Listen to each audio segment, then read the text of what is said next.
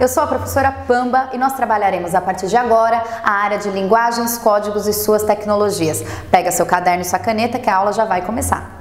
Então vamos lá começar a trabalhar um pouquinho a questão de linguagens, códigos e suas tecnologias, falando hoje sobre a competência número 6. E o que trabalha a competência número 6? Ela vai falar pra gente sobre o texto, seu contexto e a sua função, porque todo texto ele está inserido em um contexto e esse contexto traz obrigatoriamente uma função de estar ocorrendo, né? Então, por exemplo, como assim o texto, seu contexto e sua função? Vamos pegar lá a ditadura militar. Né? Os textos da ditadura militar. Então a gente remete um pouquinho a Chico Buarque, quando ele fez a música, né? Cálice, quando ele fez também a outra música, Cala a Boca Bárbara. Por que ele fazia dessa maneira e não de outra, né?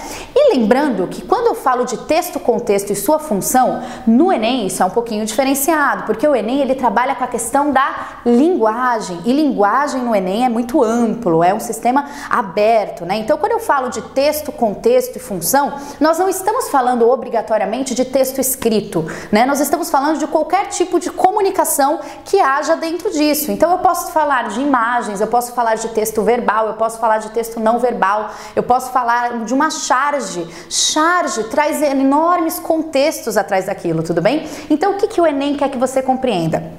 Ele quer que você tenha acesso a olhar um tipo de texto, identificar esse texto, que tipo de texto que é, qual é a função desse texto estar escrito desta maneira e não de outra, tudo bem? Então quando você pega, por exemplo, uma narrativa que você lê lá, Era Uma Vez, você já automaticamente remete a uma função de ficção, né? Então, era uma vez uma menininha que andava no bosque todo encantada. Então, automaticamente você remete que aquilo ali é uma narrativa. Quando você pega um texto expositivo, por exemplo, uma notícia de jornal. Uma notícia de jornal, ela tem uma outra função, ela é um outro tipo de texto, ela tem um outro contexto e ela tem uma outra função. Então, a notícia de jornal, ela é um texto expositivo, né? É um texto que te explica algo, apenas expõe fatos, não narra uma história fictícia, tudo bem? Nem muito menos quer te persuadir de algo, é uma exposição. Então, aconteceu um assassinato na rua 15 de novembro, não identificaram, a polícia ainda não conseguiu identificar os suspeitos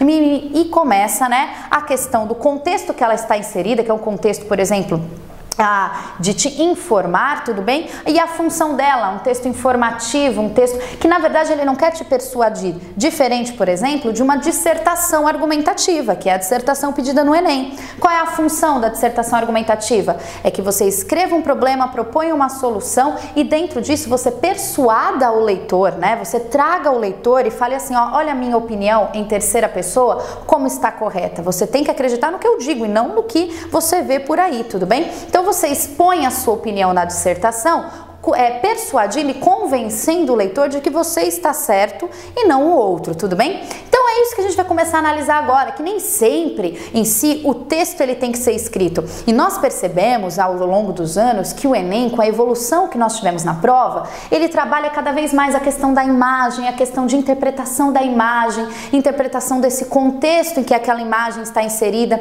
Então, por exemplo, se você tem um conhecimento de política amplo, né? E cai lá uma imagem, cai lá uma charge no qual tem a Fernanda Henrique Cardoso e aí no caso vem algo remetendo ao plano real. Você sabe que em contexto que nós estamos trabalhando ali, tudo bem? Então você sabe quem é o Fernando Henrique Cardoso, você sabe o que ele fez, que foi o plano real e tudo mais. Então quem não tem esse contexto político, quem não tem esse conhecimento, automaticamente vai ficar meio perdido ao olhar aquela charge ou aquela imagem e não vai entender. Por isso que é importante a questão de entender o texto, que pode ser em si uma imagem, um desenho, uma charge, tudo bem? O contexto em que esse texto está inserido e qual é a função dele, se é fazer uma crítica. Então, por exemplo, tem lá o presidente, tem lá o plano real, algo remetendo ao plano real, então a gente tem que entender que a função talvez seja fazer uma crítica ou não, ou seja, elogiar algo que ele tenha feito, tudo bem? Então, olha lá, o propósito dessa competência é fazer com que o leitor reflita sobre os diferentes gêneros textuais. E nós temos diferentes gêneros textuais, né? Nós temos um texto dissertativo, Nós temos um texto expositivo e nós temos um texto narrativo, e a gente vai trabalhar um pouquinho a questão desses gêneros textuais e os tipos de texto que estão inseridos dentro de cada um desses, né? Porque normalmente a narrativa não tem só um tipo de narrativa, a dissertação não tem só um tipo de dissertação. Por exemplo, a dissertação nós temos 3 tipos. Nós temos a dissertação expositiva, nós temos a dissertação argumentativa e nós temos a dissertação que é subjetiva, tudo bem? Então o que a gente vai ver? Os tipos de texto e o que está inserido em cada um desses textos, tudo bem? Visto isso, vamos ver que a partir dos aspectos estruturais e estilísticos próprios dos diferentes tipos de texto, pretende-se levar o estudante a entender a relação de texto com texto. Esse texto-contexto ele pode ser histórico, social, político, cultural, estético, né? Identificando assim as marcas textuais de suas funções. Então olha lá, dentro desses textos que são expostos para nós no Enem, né? O que eu tenho que saber identificar? Quando eu identifico o tipo de texto que eu tenho ali, para interpretar a questão fica muito mais fácil, né? Então eu bato o olho lá numa charge, eu já olho aquela charge um pouquinho com um olhar mais crítico, porque eu sei que a função da charge é fazer uma crítica ou fazer uma brincadeira em cima para denunciar algo na política, por exemplo, né? Quando eu olho um texto narrativo, eu identifico que aquele texto que o Enem está me pedindo é um texto narrativo, eu já olho com um olhar um pouco mais tranquilo, porque eu sei que normalmente ali dentro daquela narrativa pode ter uma ficção, né? Então ali fica mais tranquilo de eu interpretar. Quando eu olho um texto expositivo, eu vou ver o que tem dentro desse texto, se ele está me contando um fato histórico, se ele está me contando um fato social, se ele está me contando um fato político, cultural, estético, né? Então a gente vai trabalhar um pouquinho essas questões nesta competência número 6, que trabalha o texto, seu contexto e suas funções. Visto isso, a gente começa a se preocupar com a questão de como que eu consigo identificar esses textos, né? O que eu tenho que estudar para identificar esses tipos textuais? A primeira coisa mais importante que a gente tem que prestar atenção é a questão da gramática normativa. Ela contribui bastante no entendimento, tanto na recepção quanto na produção de texto. Então, na verdade, você tem que ser um bom leitor, nada mais que isso, né? E normalmente quem gosta de ler, isso não é uma regra, mas a pessoa que gosta de ler, ela também gosta de produzir. E a produção escrita contribui bastante, né, nessa questão de entender esse conhecimento da gramática normativa. Mas aí, professora, você me fala gramática normativa. O que é gramática normativa?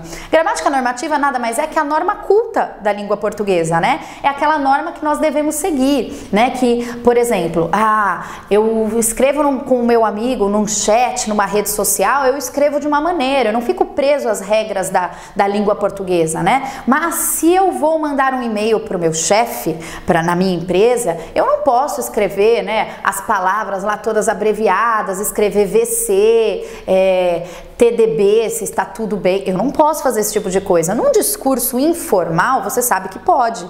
Agora, num discurso formal, você sabe que tem que seguir aquilo que nós chamamos de gramática normativa da língua, né? E observe, só de ter essa percepção, você já conhece aí 2 tipos de textos diferentes, que é um texto informal, que é aquele que eu posso falar, que eu posso não só falar, né, não só escrever, eu posso falar, conversar com os meus colegas, que também é um texto mais formal, que segue a regra a norma culta da língua portuguesa, né? Então, quando eu falo de Enem, eu não digo então também só produção escrita e produção, recepção escrita e produção escrita. Eu falo também um pouquinho na questão de produção de linguagem. E quando eu falo de produção de linguagem, eu estou falando também na questão comunicacional, porque o Enem trata da comunicação de uma forma muito ampla, né? Então, quando eu falo de gramática normativa, isso também vai entrar em questões do Enem, como, por exemplo, um diálogo entre 2 pessoas, uma pessoa seguindo a norma culta, falando as regras de língua portuguesa muito corretamente, e outra pessoa falando aquele dialeto da rua, e aí, usando a questão do mano, a questão do velho, e a questão de se tá legal, se tá beleza, usando aquilo que nós chamamos de gíria. E isso também é identificar outro tipo de texto, né? Porque o texto, como eu já havia dito, ele não é só escrito. O texto ele pode estar em tudo. O texto está numa placa da rua, o texto está numa comunicação que você faz com seu amigo, num grito que você dá, né? Então, por exemplo, você quer chamar a atenção do seu amigo, você fala, vem aqui, né? Você pode falar desse jeito, por exemplo, com o seu chefe? Ou, chefe, não, você não pode fazer esse tipo de coisa. Você sabe como adequar a sua linguagem oral também ao contexto. Então, se o Enem pede algo desse tipo para você, você vai conseguir identificar num diálogo, né, na fala ali das personagens, que é aquele, peraí, uma tá seguindo a norma culta, uma tá falando de acordo com as regras, mas já essa outra personagem, não, tá usando gírias. Então, eu tenho que identificar que há ali, ó, um conflito de diálogos, tudo bem? Tem alguém que segue a norma e tem alguém que não tá seguindo. Por que que o texto tá pedindo isso para mim? É essa análise reflexiva que o Enem quer que você tenha. O Enem quer que você olhe para o texto e você identifique o que está acontecendo ali. Você identifique que alguém fala de uma maneira e outra pessoa fala de outra maneira, né? E o que a gramática normativa, ou seja, a norma culta, também nos ajuda nesse sentido? Nos ajuda, por exemplo, a pessoa que lê bastante, ela tem, vamos dizer assim, um vocabulário mais amplo. Então, quando você pega um texto, sabe quando a gente pega um texto que a gente se sente meio tonto? Que a gente pega aquele texto assim e faz, não entendi. Por quê? Porque tem palavras difíceis, né? Normalmente a gente acha que a pessoa, quando ela escreve bem, ela escreve palavras difíceis. Escrever bem não é escrever palavras difíceis, e sim escrever um texto entendível. Porém, às vezes aquele texto está entendível para quem está dentro do contexto, né? Então aquelas palavras difíceis podem ser, por exemplo, difíceis para mim, que não conheço. Mas, por exemplo, um professor daquela área vai entender tranquilamente o texto, tudo bem? Então, é a questão do texto, como ele está escrito e o contexto que ele está inserido. Para quem que é esse texto, tudo bem? Eu tenho que saber identificar isso no texto do Enem, por exemplo. Eles vão me colocar lá de frente com diferentes tipos e gêneros textuais e eu vou ter que saber identificar. Alguns vão ter gírias, então a gíria para o jovem ela é muito mais fácil de ser identificada, não fazendo parte, claro, todo mundo sabe, da norma culta. Porém, fica mais fácil de identificar o contexto informal e aquele contexto que tem várias palavras difíceis, né? E a mesma coisa acontece, por exemplo, na arte. Sabe quando a gente vai no museu? Vocês já se depararam com essa situação? A gente vai no museu, olha para um quadro, todo mundo tem uma pessoa que fica lá na frente do quadro assim, horas, admirando. Eu olho para o quadro e só vejo rabisco. Então, existe um contexto, ou às vezes a pessoa também só está fazendo cara de intelectual, não está entendendo tanto quanto eu, mas pode ser que ele esteja entendendo, pode ser que ele conheça quem é o pintor daquele quadro, né? Pode ser que ele conheça o contexto que aquele pintor fez o quadro, contexto que eu já não conheço. Pode ser que ele entenda por que aquele pintor usa certos tipos de traços, certas cores, o que aquele pintor quer expressar com aquelas cores. Por exemplo, aquele pintor que usa muitas cores escuras, né? Então, normalmente ele traz um tom lá de depressão, de tristeza, não é verdade? Agora, eu às vezes não consigo identificar isso. Porque eu não estou inserida naquele mesmo contexto, tudo bem? Então, o que acontece? Eu olho para aquela tela, eu vejo a tela, eu vejo lá então o meu texto, que não é um texto escrito, é uma imagem, tudo bem? Mas eu não consigo porque eu não tenho um conhecimento de mundo, ou eu não tive um conhecimento que me levou a entender aquela imagem. Talvez se eu conversar com aquela pessoa, ele possa me explicar, olha, o autor ele viveu no século XV, um momento onde muitas pessoas ocorreram uma série de suicídios, por isso que ele usa cores tão tristes, cada traço desse representa um jovem que faleceu. Então, ele pode me trazer um contexto, uma função daquela tela, daquela obra de arte, que até então eu não havia percebido, né? Então, tudo tem um porquê, e o Enem quer que você traga, você consegue ter a percepção do porquê que está dessa maneira e não de outro texto? Por que eu trouxe a imagem e não trouxe um texto escrito para você? Deu para entender? E olha lá, isto é uma prática cotidiana, você só vai conseguir ter esse conhecimento de texto, contexto, função, identificar esse texto, caso você comece a fazer o quê? A praticar. Então, quando eu falo prática cotidiana, gente, é ler literatura, é ler revista. Ai, professora, revista? Claro, revista, revista cai no vestibular, revista cai no Enem, às vezes eles pegam lá uma notícia, né? É ler o jornal. Então a revista, ela me traz a notícia com uma função, né? O jornal, ele me traz a notícia com outra função, né? Aí quando eu leio uma revista de fofoca, a função é completamente diferente, inclusive a linguagem muda, né? Então é um texto que está inserindo em contextos diferenciados e trazem para mim funções também diferenciadas. Ou você acha que aquela revista de fofoca que conta a história da novela, o que vai acontecer nos próximos capítulos, traz o mesmo conteúdo ou a mesma função, a função dela é muito parecida com a função, por exemplo, da revista Veja, da revista Época. Não, é nada parecido, né? Mas, professora, não são revistas? Revistas com textos diferentes, com funções também diferenciadas, tudo bem? Então, só nesses exemplos a gente começa a perceber que, tem razão. E o Enem, ele é essa miscigenação, ele é essa mistura de textos diferenciados, tudo bem? Leitura de textos diferentes, de diferentes gêneros, né? Não ler só o seu texto, ler o texto alheio, fazer a produção de um texto, dá para um amigo ler, dá para um parente ler, sabe? Pode ser mala, pode ser chato, faz um texto cada 2, 3 dias, fala assim, vê o que você entende desse meu texto. Aí num dia você escreve uma narrativa, no outro dia você escreve uma dissertação argumentativa, no outro dia você escreve uma fábula, e aí você fala assim, o que você consegue identificar de diferente no texto que eu te dei na semana passada para você ler para esse texto?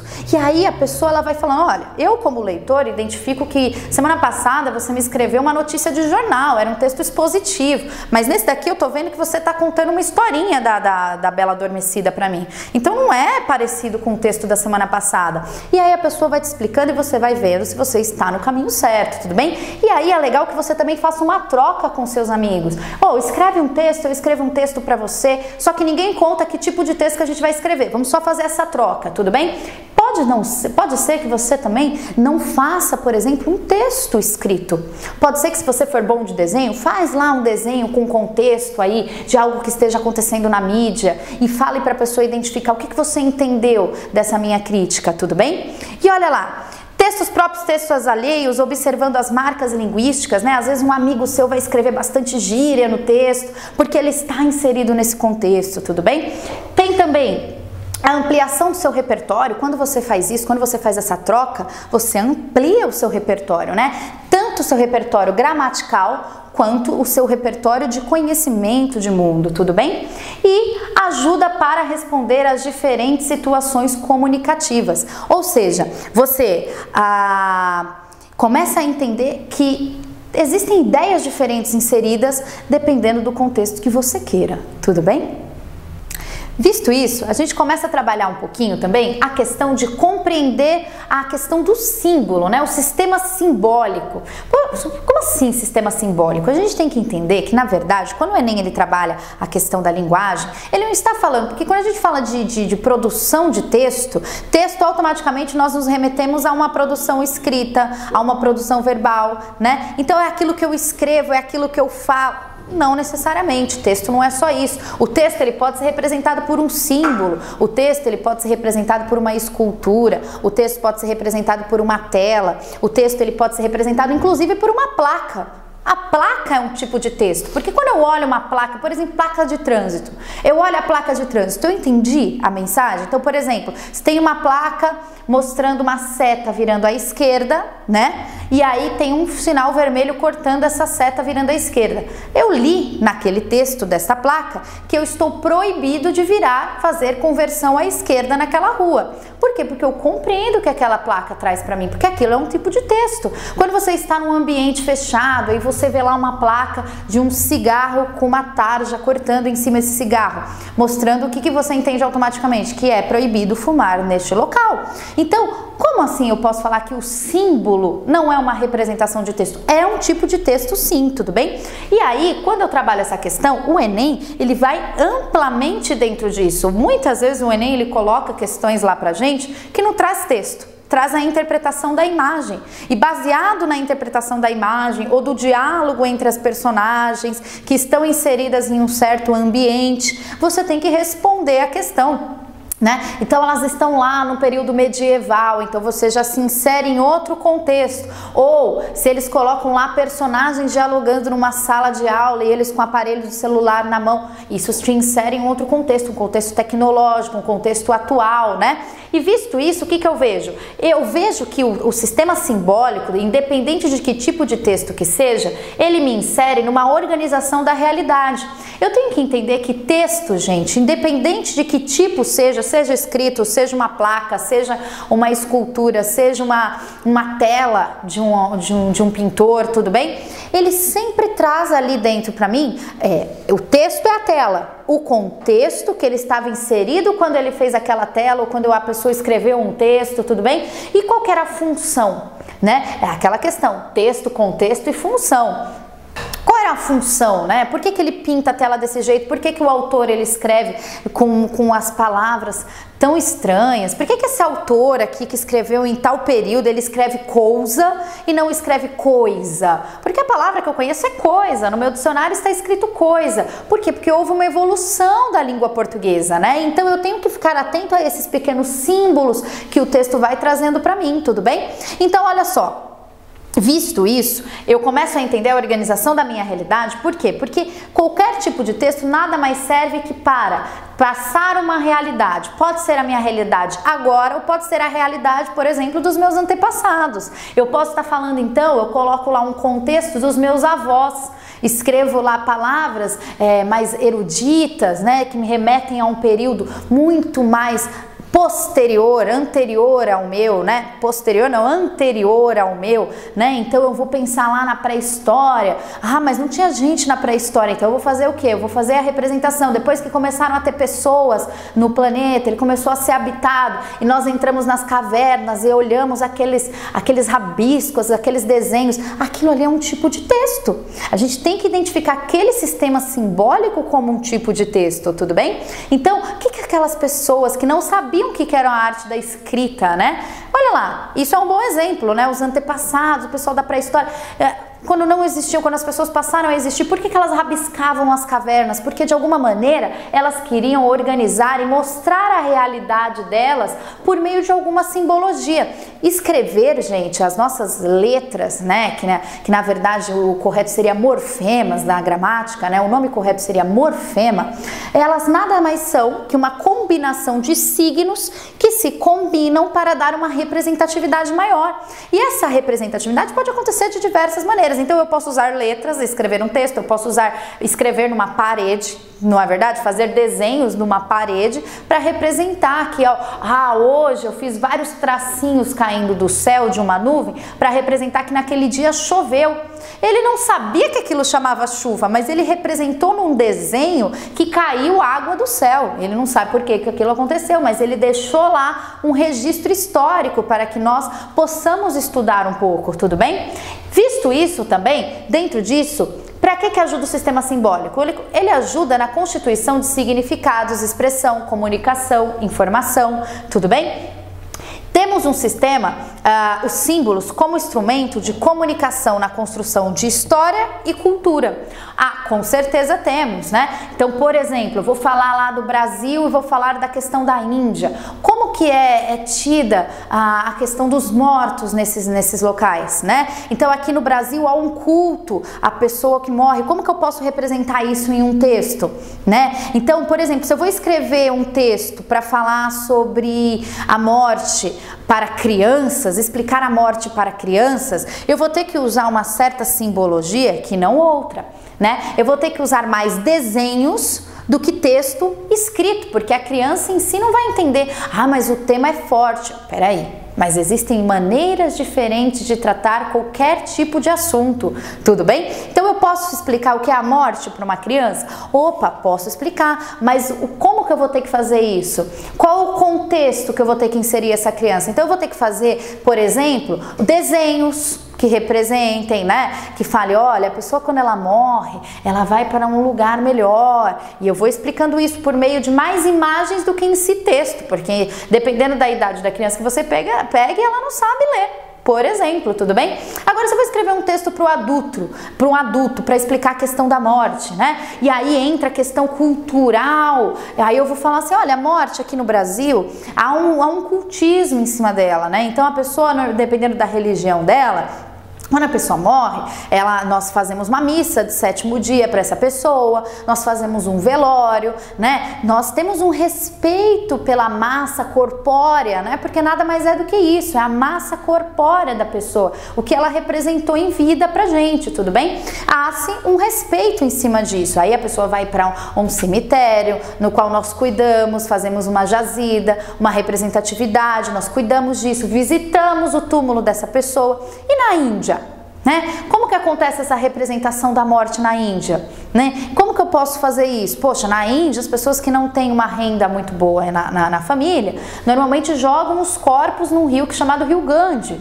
E aí, isso para nós causa um choque, não é verdade? A gente fala, nossa senhora, como assim joga um corpo no rio e as pessoas veem um corpo lá boiando?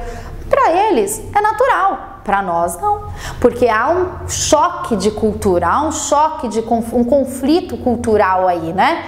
Na Índia, a vaca, ela é super cultuada. E no Brasil? Poxa, no Brasil dá um belo de um churrasco, tudo bem? Ou se dá, para quem não é vegetariano, tudo bem? E olha só, então há um choque, há um conflito aí de culturas que o sistema simbólico pode me ajudar a interpretar, dependendo do meu público-alvo, dependendo de quem eu queira fazer essa comunicação, tudo bem? Olha lá, texto não é só produção verbal e escrita, tudo bem? Existem os símbolos, então eu posso fazer isso de diversas maneiras, eu posso fazer isso com diversas simbologias. Se eu quiser fazer um texto, combinando lá as minhas letrinhas, escrevendo palavras para que o meu leitor leia o texto dessa maneira, eu posso, mas nem sempre o Enem vai me cobrar só texto. Lembrem-se, o Enem ele também trabalha a questão muito das imagens, da interpretação, tudo bem? E a gente vai exemplificar isso ao longo das aulas. Eu vou colocar aqui imagens e a gente vai fazer uma interpretação em cima disso. A questão do texto literário,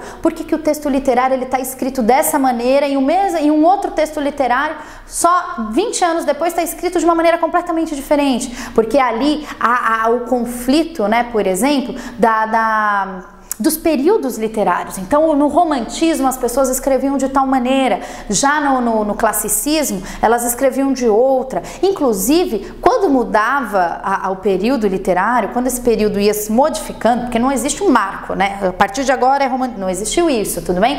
Mas quando as pessoas começaram a criar outros tipos de estética, né? Inclusive em todos os ramos da arte, isso mudava. Então, no romantismo existia um tipo de arte, tanto na forma escrita, quanto na escultura, quanto na pintura, né, quanto na representatividade. Inclusive nós mudamos de acordo com a arte, tudo bem? Já lá, por exemplo, no classicismo, nós temos um outro tipo, né? Então os autores escreviam de uma maneira diferente, totalmente diferente, por exemplo, do romantismo. Os autores, eles trabalhavam questões sociais da época do classicismo e os autores da época do romantismo trabalhavam outras questões e eles iam cada um para o seu sistema simbólico. Pode ser da forma escrita, como pode ser, por exemplo, escultura e pintura. E por aí nós vamos. Visto isso, a gente começa a perguntar, então o que o Enem diz, né? O que o Enem realmente traz pra gente dentro desse contexto? O Enem, ele trabalha com a questão da linguagem em outro nível. Então, como a gente já conversou um pouquinho, a gente viu que não é só quando eu falo de linguagem, a linguagem ela é ampla, né? Linguagem pro Enem, ela é questão de diversidade e multiplicidade.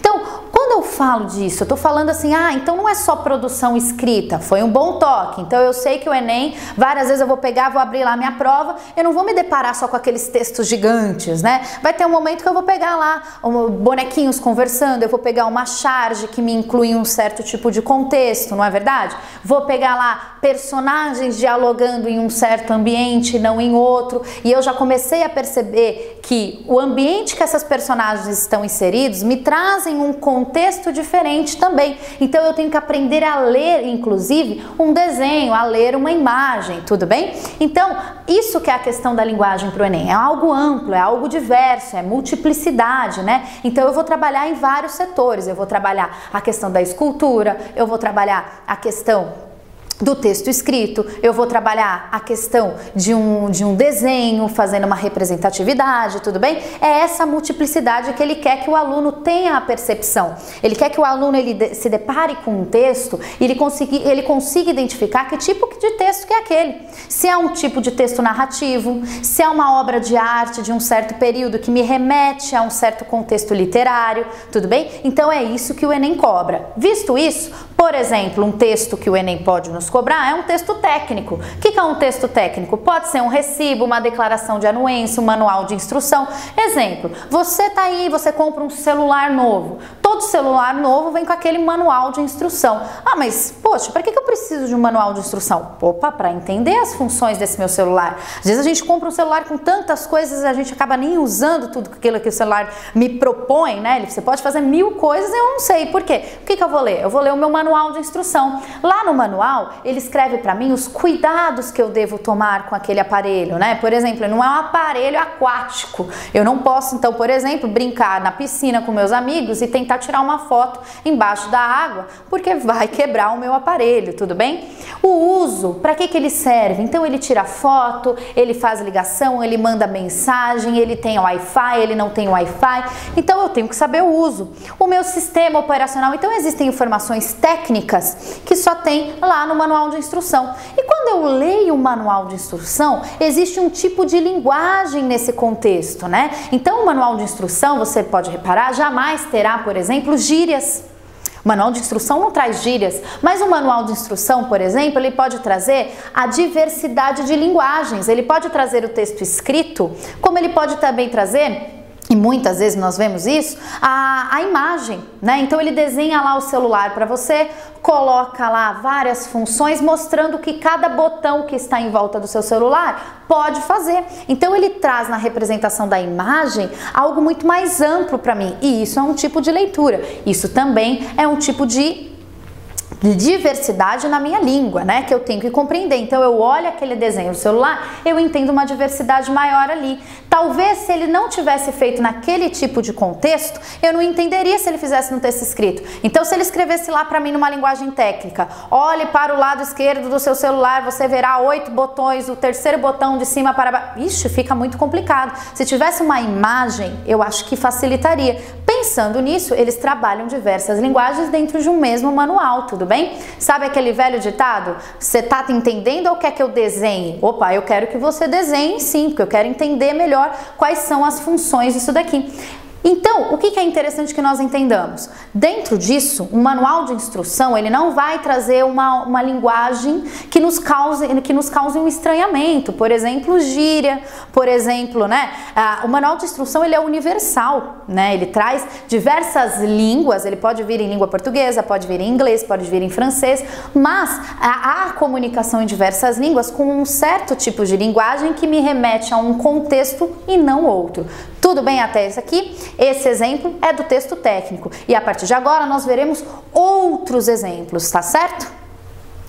Visto isso, nós entramos agora com um outro exemplo, que é o texto artístico, que nós temos que estar aptos também a identificar no Enem. E haja texto, né? Porque o Enem, ele pede bastante texto. E aí, muita gente fala assim, poxa, é tão cansativo fazer a prova do Enem, a gente entra em tantos textos de gêneros diferentes, de tipos textuais diferenciados, né? Mas existe uma dica dentro disso. Quem é esperto sabe que muitos daqueles textos que estão na prova do Enem nem precisam ser lidos. Então fica uma dica que você tem que fazer o quê? Mesmo sabendo o contexto daquele texto, vá direto para o enunciado.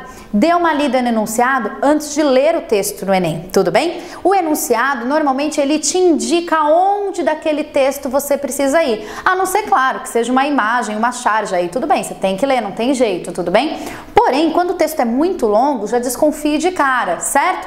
Quando você realmente precisar do texto para interpretar, para entender, para usar o texto para responder a questão, normalmente o texto será, mais pequenininho, mais condensado. As ideias principais estarão dentro daquele trechinho, tudo bem? Fica essa dica.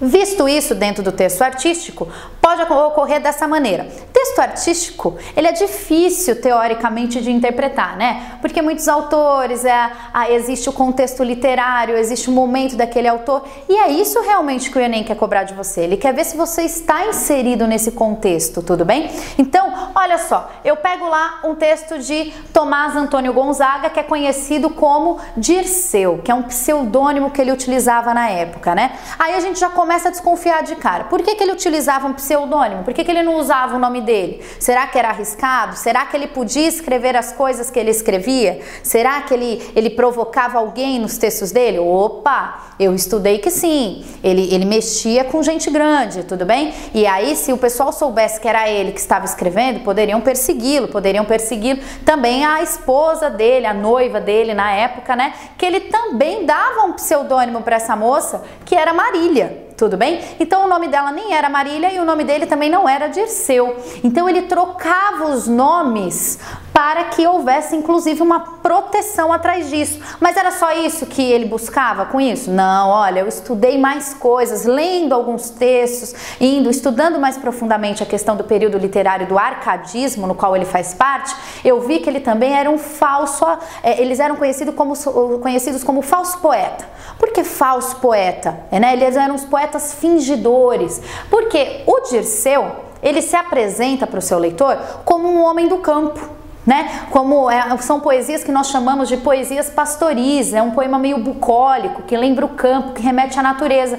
Mas ele, na verdade, não era um homem do campo. Mas quando ele escrevia seus textos, ele os escrevia como um homem do campo. Então ele é aquele poeta que nós chamamos de falso poeta, poeta fingidor, né? E isso é uma marca do período Árcade, né? Os autores do período do arcadismo, eles são conhecidos como poetas fingidores, pois eles escreviam não como eles realmente eram, mas como aquilo que eles imaginavam que eles poderiam ser, ou aquele sonho que eles tinham de ser, por exemplo, o homem do campo.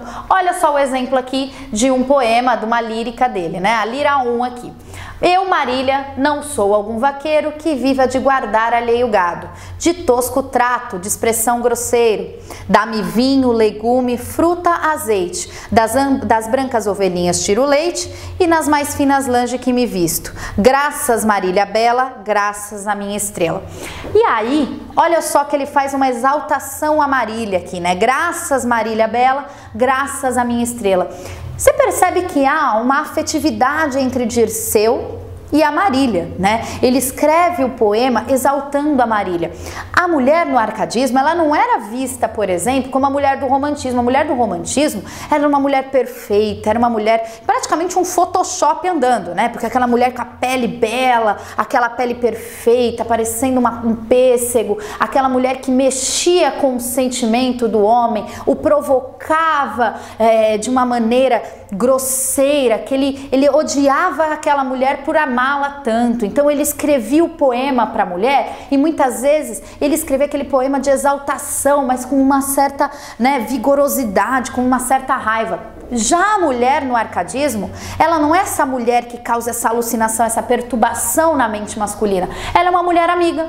Ela é uma mulher companheira, é uma mulher que faz passeios no campo com o seu marido. Deu para entender? Então, olha só, se eu não tenho esse conhecimento literário, eu não consigo perceber aqui quase uma diferença entre a literatura do romantismo e a literatura Árcade. Então, isso daqui é um texto inserido no contexto que traz para mim uma função diferenciada que vai ajudar com que eu entenda direito este poema e consiga interpretar de maneira correta esse poema para que eu responda a minha questão. Porque se eu não tenho conhecimento que Marília de Dirceu, que Marília é uma personagem, é um pseudônimo de uma namorada, da esposa, né? Na época ela era noiva, depois eles casaram, de uma noiva do Tomás Antônio Gonzaga, que dava o nome para ele como Dirceu, porque, ele não escrevia só poemas para Marília, ele também escreveu alguns poemas para fazer críticas sociais, tudo bem? E aí ele não podia colocar lá o nome dele, né? Então a gente vai ter lá, por exemplo, mais pra frente, Cartas Chilenas, que é um livro que, como se ele estivesse trocando cartas cartas com um amigo dele, que por muito tempo muita gente não sabia que foi Tomás Antônio Gonzaga que escreveu. Achavam que era um amigo dele e não ele, de tão bem que ele fingiu, né? Aquele poeta fingidor. Então, olha só, nós no Enem, nós temos que estar aptos para transitar entre esses diversos tipos de textos diferenciados, né? Então, a gente viu agora há pouco a questão do texto técnico. Nós estamos vendo agora a questão do texto artístico. São textos que estão completamente diferentes. Nós veremos daqui a pouco a questão de uma placa. O que essa placa pode representar para mim? Então é a questão do texto não verbal, é a questão do texto não escrito, é a questão de olhar para uma placa e interpretar que ali tem texto, que ali tem uma linguagem, que ali tem um tipo de mensagem que está sendo passado. Então você no Enem tem que estar apto para transitar entre esses diversos meios que ele te dá e interpretando da maneira correta, você vai sim conseguir responder as suas questões da maneira certa. E aí, gostaram? Anotaram? Aproveitaram o conteúdo? Para mais informações, entre no site e até a próxima aula. Até!